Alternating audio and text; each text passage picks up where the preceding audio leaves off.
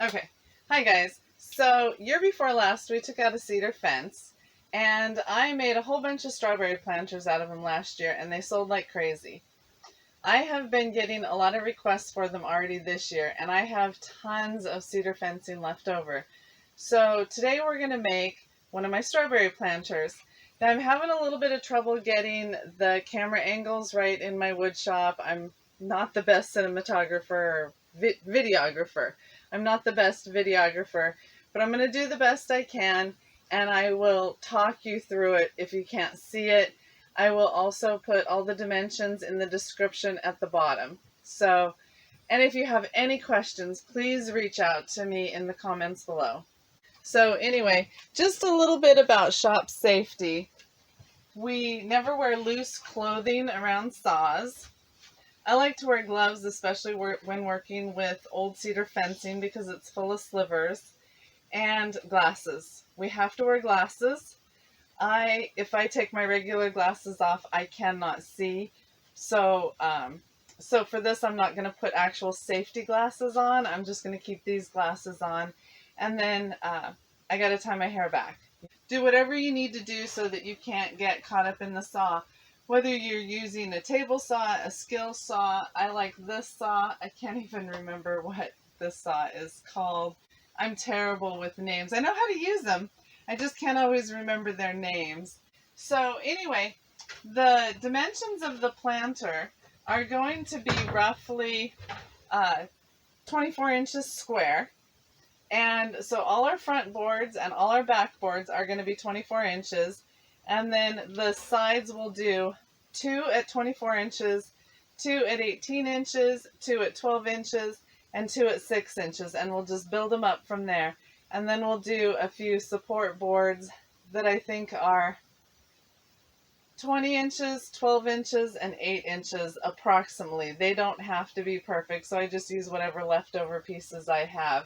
So I already have a board here that is set at 24 inches, so I can just run board after board at 24 inches. I need to clean that table off a little bit. That's where the whisk broom comes in handy. Can't get good measurements if I can't get it all the way in the corner. Okay, and this is going to be noisy. So once we start cutting, I will just fast forward through this part. But like I said, I will put all the dimensions in the description. Okay, so I'm going to cut 10 of these. I want 10 at 24 inches. And there's still nails in some of these, so I want to be sure I avoid the nails so I don't wreck my blade. And I want to avoid any split parts of the wood.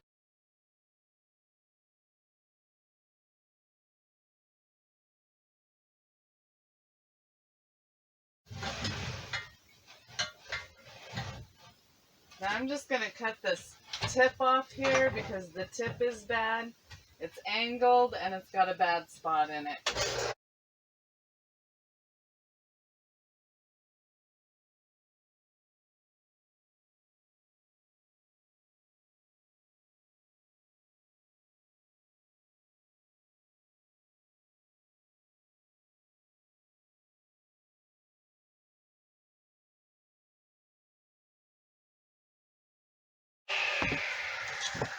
Okay, so there's 10 at 24 inches. Now I need 2 at 18 inches. But I saw that some of these would work for what I needed. They just weren't 24 inches long. So let's see what we got here at 18. Oh, that one will work. That one will work. Okay, so I'm going to use some of these pieces for my 18 inch. I have a ruler across the back of here, so that's what I'm using. Okay, so I'm going to do 2 at 18. And remember, never cross your arms on the saw. Don't hold it this way and cut this way. Switch up.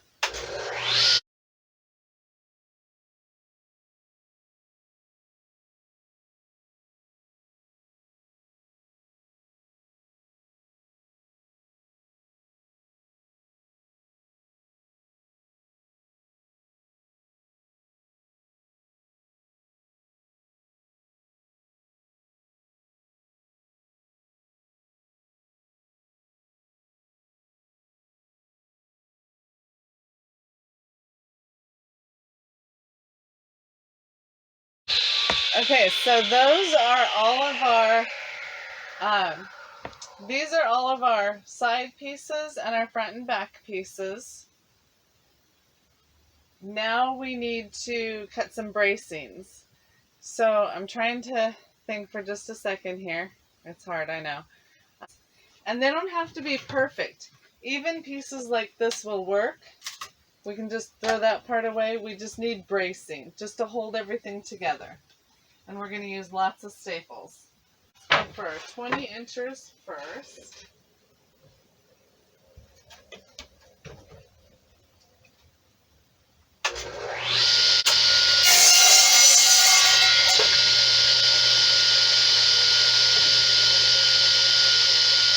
And we want 2 of each.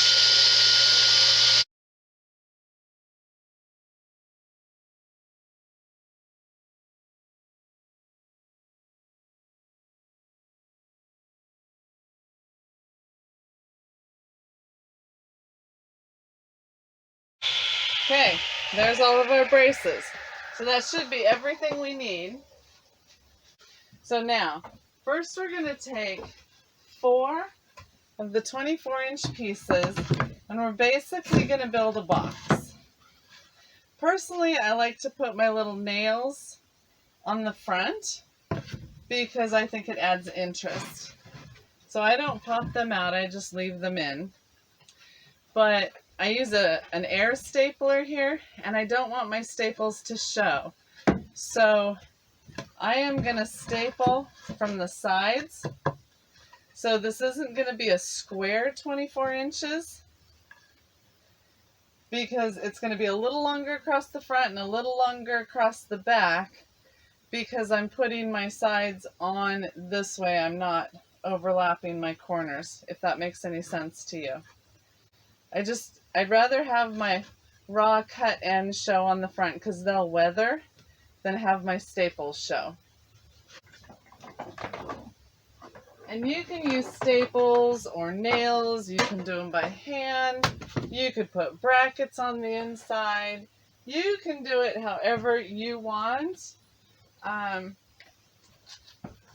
You can even do little 1x1s or 2x2s on the inside corners and nail to those for extra strength so that they don't come apart over time.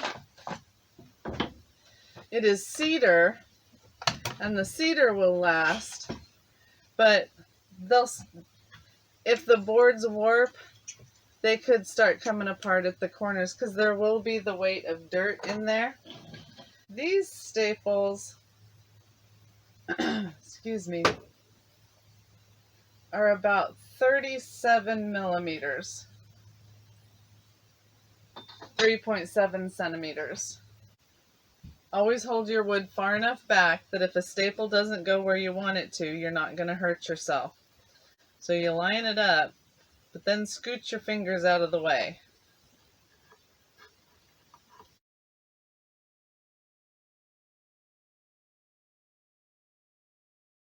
And once I determine the front on the first row, I always keep with that.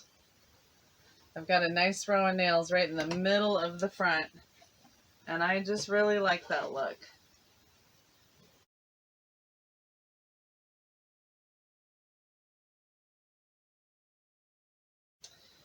Now, if your boards are anything like mine, sometimes they're different heights or what would have been widths on the fence or wherever you get them from. But that's okay. These aren't meant to be perfect when they're made from recycled or reclaimed wood. They're never meant to be perfect. If we wanted them perfect, we wouldn't be using recycled wood.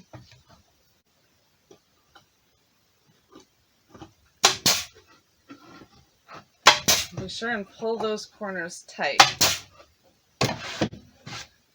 Okay, so now I set it off to the side, keeping track of what's my front, and that's going to be my bottom box. Now I take, there's some dirt on those boards, 2 more 24-inch boards. That's the front and the back. of the next layer, the second layer up. Then I take my two 18-inch boards, and those are my sides. So now we build another box with two 24-inch boards and two 18-inch boards.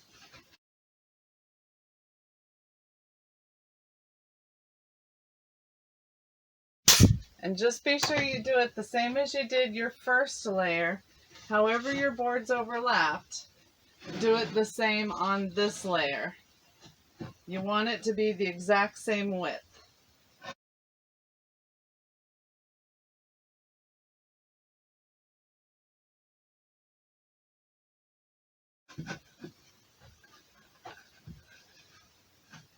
And if there's a big difference in the height of your boards, I split the difference so that it's not so obvious on the top or the bottom.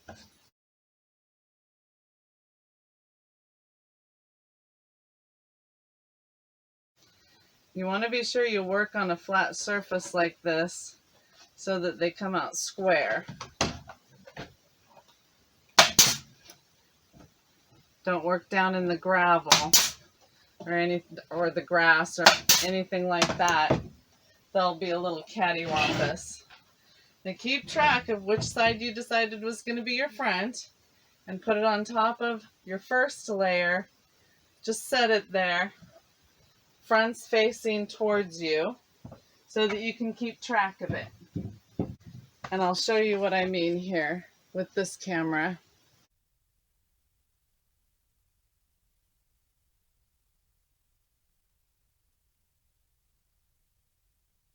And we're only doing that to keep track of what is what.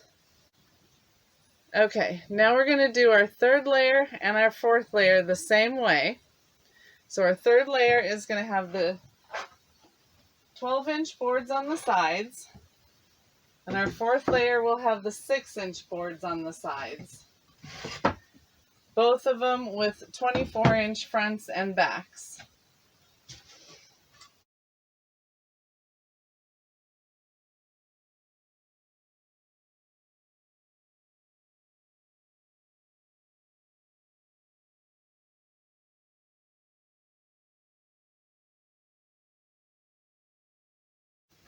This was my daughter's design, actually. And I see this year that, I think it was Walmart, had something almost exactly the same, except it was 3 layers instead of 4. And I don't remember what they wanted for them. Something like $160. I don't quote me on that, but it was ridiculous. When what we're making here, the wood is free. It's just a few staples and a little bit of time.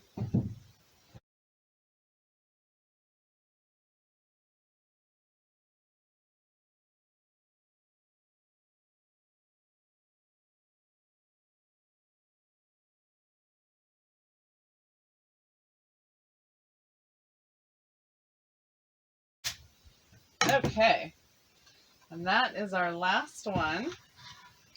I'm going to set it over here, and I want to sweep this surface off because there's little bits of wood and stuff on here now, and I want a nice flat surface for putting it all together.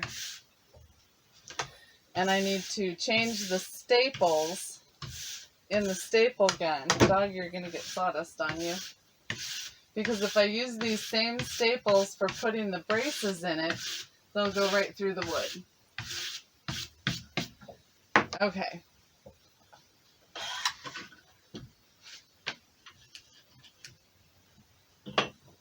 So now we're using, let's see. These are about 28 millimeter or 2.8 centimeter.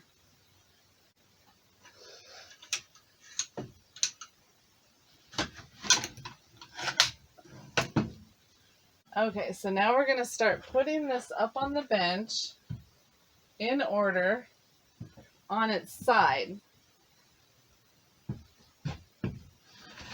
and I want the bottom facing me.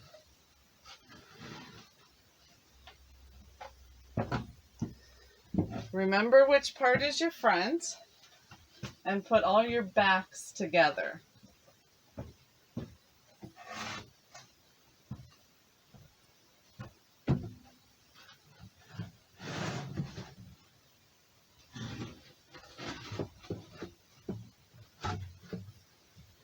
So now what we're going to do is we've got it all up here.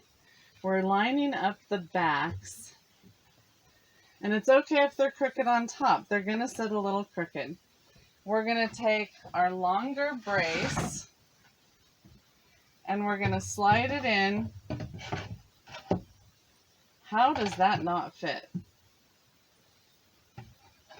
Oh, well, because I put the boxes together differently than normal. Okay, so this piece isn't going to fit. It's too wide. Let me find a narrower piece, one that has split. This happened because of the way I put my boxes together. The 6-inch side does not have room for a 6-inch board within it for the bracing. But I found this beautiful piece that was split, and I cut it down to 20 inches for the bracing, and it will work just great. So we want to put it in here so that it's about at least a 1/2 inch up from the bottom. And then we want it down at least 1 inch from the top. We don't want it visible once all our dirt and everything's in there. And I'm pushing it against the backs of all the boxes just to make sure everything's tight. But then you go to the top box and the bottom box and you pull them together to make sure they're super tight. Now you take your nailer, stapler, whatever you're going to do, and you just start stapling that in there.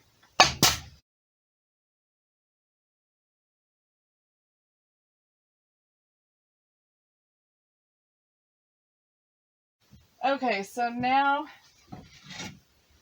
your middle size brace board is going to go against the front of, I gotta just show you.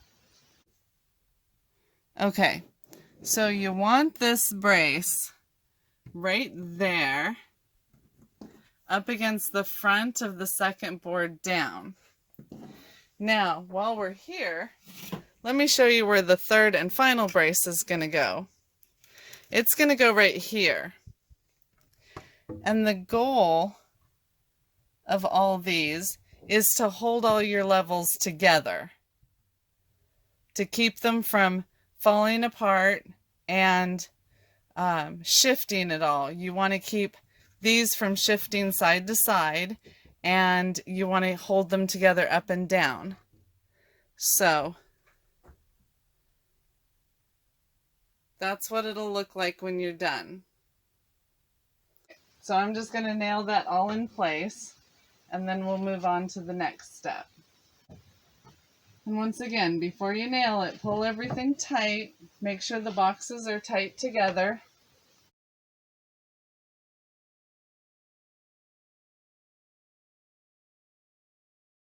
So now we're going to take this whole thing, and very carefully, because it's still rickety on the side that's not braced yet, we're going to take it and we're going to roll it so that the side we just braced is facing up.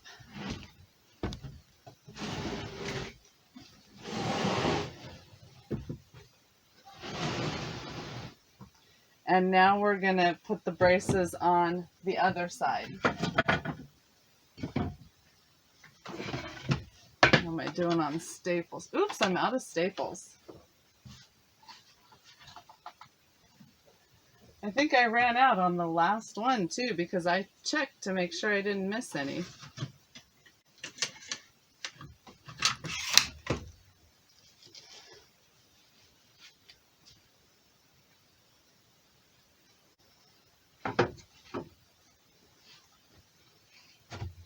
Okay, now remember to push them all up against your brace So they're all nice, and you want a nice looking back.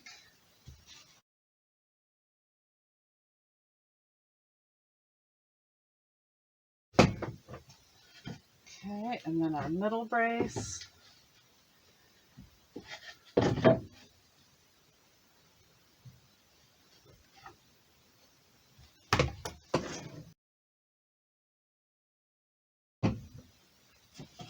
And then our last little brace, and we are done.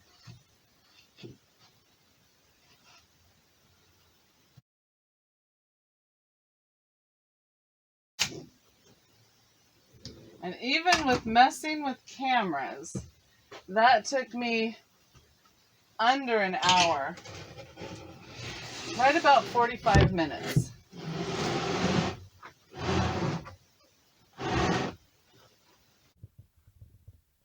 So there's the front. Watch out, puppy. Watch out. And there's the side. There's the back. See how it all lines up nice? And even though there's a gap right here, that's okay. That's in the back. It doesn't matter. And then this is our other side. So about 2 feet square. But you know, you could size it up or size it down. Change the dimensions, play with it, do whatever you want to do. That's our project for today. I hope you had fun. I did. I always do. I love being out in the wood shop. So if you enjoyed it, please hit the like button. Subscribe to my channel so you don't miss any new projects. I do a combination of crafts and DIY because I love them both. And hopefully you'll enjoy my projects, enjoy upcoming projects, and I don't want you to miss anything, so hit that subscribe button. And I upload every Tuesday, so come join me next week. Bye.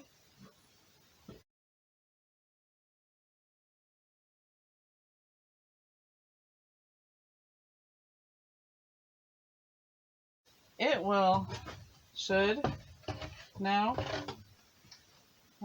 crap on a cracker. Things are falling apart again. Where's the camera? Where's the camera? Things are falling apart again. I can't see what you're seeing now. Hopefully you can see this. Did y'all want to see the puppy? Elby, kick it. There's the puppy. Say hi, Elby. Hi.